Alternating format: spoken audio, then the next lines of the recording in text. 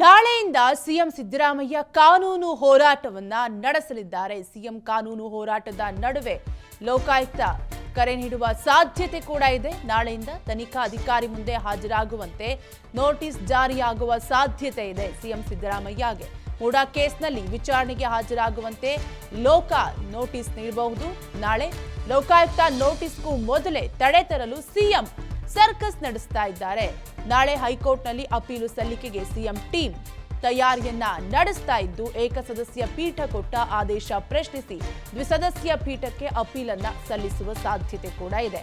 ಹೈಕೋರ್ಟ್ನ ಏಕಸದಸ್ಯ ಪೀಠ ಕೋರ್ಟ್ ತೀರ್ಪಿಗೆ ತಡೆಯಾಜ್ಞೆ ಜೊತೆಗೆ ಲೋಕಾಯುಕ್ತ ತನಿಖೆಗೆ ತಡೆ ಕೋರಲಿರುವ ಸಿಎಂ ಸಿದ್ದರಾಮಯ್ಯ ಟೀಮ್ ಈಗಾಗಲೇ ಏನೆಲ್ಲ ಮಾಡಬೇಕು ಈ ಕೇಸ್ಗೆ ಸಂಬಂಧಪಟ್ಟಂತೆ ಅನ್ನುವಂತಹ ವಿಚಾರಕ್ಕೆ, ಈ ಪ್ರಕರಣದಿಂದ ಯಾವ ರೀತಿಯಾಗಿ ಹೊರ ಬರಬೇಕು ಅಂತ ಒಂದಲ್ಲ ಒಂದು ರೀತಿ ಪ್ಲಾನ್ ಅನ್ನ ಸಿಎಂ ಸಿದ್ದರಾಮಯ್ಯ ಮಾಡ್ತಾನೆ ಇದ್ದಾರೆ. ಈಗಾಗಲೇ ಹೈಕೋರ್ಟ್ ಮಹತ್ವದ ಆದೇಶವನ್ನ ಹೊರಡಿಸಿದೆ. ಜನಪ್ರತಿನಿಧಿಗಳ ನ್ಯಾಯಾಲಯ ಕೂಡ ಏನು ಸಿಎಂಗೆ ಲೋಕಕ್ಕೆ ಆದೇಶವನ್ನ ನೀಡಿದೆ ತನಿಖೆಯನ್ನ ನಡೆಸಲು. ಇದೆಲ್ಲದರ ಮಧ್ಯೆ ನಾಳೆಯಿಂದ ಸಿಎಂ ಸಿದ್ದರಾಮಯ್ಯ ಕಾನೂನು ಹೋರಾಟವನ್ನ ಮಾಡಲಿದ್ದಾರೆ. ಸಿಎಂ ಕಾನೂನು ಹೋರಾಟದ ನಡುವೆ ಲೋಕಾಯುಕ್ತ ಸಿಎಂ ಸಿದ್ದರಾಮಯ್ಯಗೆ ಕರೆ ನೀಡುವ ಸಾಧ್ಯತೆ ಕೂಡ ಇದೆ. ನೋಟಿಸ್ ಅನ್ನು ಕೂಡ ನೀಡಬಹುದು ವಿಚಾರಣೆಗೆ ಹಾಜರಾಗಲು. ದ್ವಿಸದಸ್ಯ ಪೀಠದಲ್ಲಿ ತಾತ್ಕಾಲಿಕ ತಡೆಯಾಜ್ಞೆ ಸಿಕ್ಕರೆ ಸಿಎಂ ಬಹುತೇಕ ಸೇಫ್. ಲೋಕಾಯುಕ್ತ ತನಿಖೆಯಿಂದ ಸದ್ಯಕ್ಕೆ ಪಾರಾಗಲಿರೋ ಸಿದ್ದರಾಮಯ್ಯ ಸೇರಿ ಅವರ ಕುಟುಂಬಸ್ಥರು ಕೂಡ ಸೇಫ್ ಆಗಬಹುದು. ದ್ವಿಸದಸ್ಯ ಪೀಠ ತಡೆಯಾಜ್ಞೆ ಕೊಡದಿದ್ರೆ ತನಿಖೆ ಮುಂದುವರಿಕೆಯಾಗುತ್ತೆ.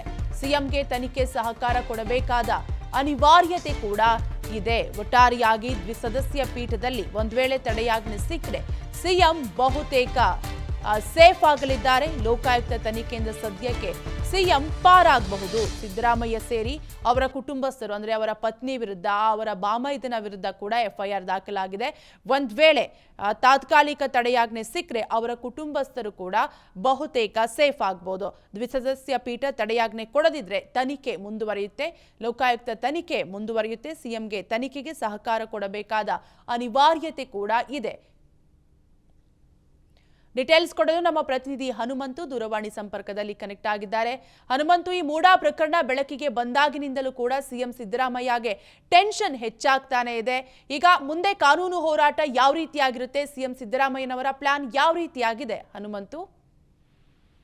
ಕಾವ್ಯ, ಮೂಡಾ ಪ್ರಕರಣದಲ್ಲಿ ಸಿಎಂ ಸಿದ್ದರಾಮಯ್ಯ ಅವರು ಈಗಾಗಲೇ ಕಾನೂನು ಹೋರಾಟವನ್ನ ನಡೆಸಿದ್ರು. ಆ ಒಂದು ಹೋರಾಟದ ಹಿನ್ನೆಲೆಯಲ್ಲಿ ಈಗ ತೀರ್ಪು ಬಂದಿರುವಂತ ಹಿನ್ನೆಲೆಯಲ್ಲಿ ಮತ್ತಷ್ಟು ಕಾನೂನು ಹೋರಾಟ ತೀವ್ರತೆಯನ್ನು ಮಾಡಬೇಕು ಅನ್ನುವಂತ ಲೆಕ್ಕಾಚಾರದಲ್ಲಿ ಈಗಾಗಲೇ ಕಾನೂನು ಸಲಹೆಗಾರರಾದಂತ ಎಸ್ ಪೊನ್ನಣ್ಣ ಅವರು ದೆಹಲಿಗೆ ಹೋಗಿ 2 ದಿನಗಳ ಕಾಲ ಸುದೀರ್ಘವಾಗಿ ಮುಂದಿನ ಕಾನೂನಾತ್ಮಕ ಹೋರಾಟಗಳ ಕುರಿತು ಚರ್ಚೆಯನ್ನ ನಡೆಸಿ ನಿನ್ನೆ ಸಿಎಂ ಸಿದ್ದರಾಮಯ್ಯ ಅವರ ಭೇಟಿಯಾಗಿ ಎಲ್ಲ ವಿವರಣೆಯನ್ನು ಕೊಟ್ಟಿರುವಂತದ್ದು. ಯಾವೆಲ್ಲ ಆಪ್ಷನ್ಸ್ ಇದಾವೆ ಕಾನೂನು ಹೋರಾಟಕ್ಕೆ ಅನ್ನುವಂತ ವಿಚಾರವನ್ನ ಚರ್ಚೆಯನ್ನು ಮಾಡಿರುವಂತದ್ದು. ಪ್ರಮುಖವಾಗಿ ಇಲ್ಲಿ ಒಂದು ಲೋಕಾಯುಕ್ತ ನೋಟಿಸ್ ಕೊಟ್ಟು ವಿಚಾರ ಮುನ್ನವೇ ಆ ಒಂದು ಲೋಕಾಯುಕ್ತ ತನಿಖೆಗೆ ತಡೆಯಾಜ್ಞೆ ತರಲಿಕ್ಕೆ ಒಂದಷ್ಟು ಪ್ರಯತ್ನಗಳು ನಡೀತಾ ಇರುವಂತದ್ದು. ಯಾಕೆಂತಂದ ಹೇಳಿದ್ರೆ ವಿಚಾರಣೆಗೆ ಹೋಗೋಕ್ಕಿಂತ ಮುಂಚೆ ಒಂದು ತರದ್ರೆ ಸೇಫ್ ಆಗ್ಬಹುದು ಅನ್ನೋ ಒಂದಷ್ಟು ಲೆಕ್ಕಾಚಾರ.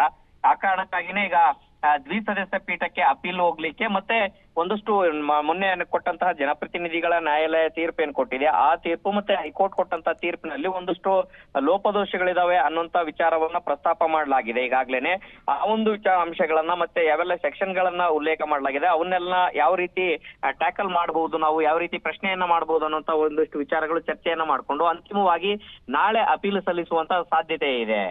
ಕಾವ್ಯ, ಥ್ಯಾಂಕ್ ಯು ಹನುಮಂತು ಡೀಟೇಲ್ಸ್ಗಾಗಿ. ಅನುಕ್ಷಣದ ಸುದ್ದಿಗಳಿಗಾಗಿ ವಿಸ್ತಾರ ನ್ಯೂಸ್ ಯೂಟ್ಯೂಬ್ ಚಾನೆಲ್ ಸಬ್ಸ್ಕ್ರೈಬ್ ಮಾಡಿ. ಹೊಸ ಸುದ್ದಿಗಳ ನೋಟಿಫಿಕೇಶನ್ಗಾಗಿ ಬೆಲ್ ಐಕಾನ್ ಕ್ಲಿಕ್ ಮಾಡಿ. ಲೇಟೆಸ್ಟ್ ಅಪ್ಡೇಟ್ಸ್ಗಾಗಿ www.vistaranews.com ವೆಬ್ಸೈಟ್ಗೆ ವಿಸಿಟ್ ಮಾಡಿ. ಅಂಗೈಯಲ್ಲೇ ಜಗತ್ತಿನ ಸುದ್ದಿ ತಿಳಿಯಲು ವಿಸ್ತಾರ ನ್ಯೂಸ್ ಕನ್ನಡ ಆಪ್ ಡೌನ್ಲೋಡ್ ಮಾಡಿ.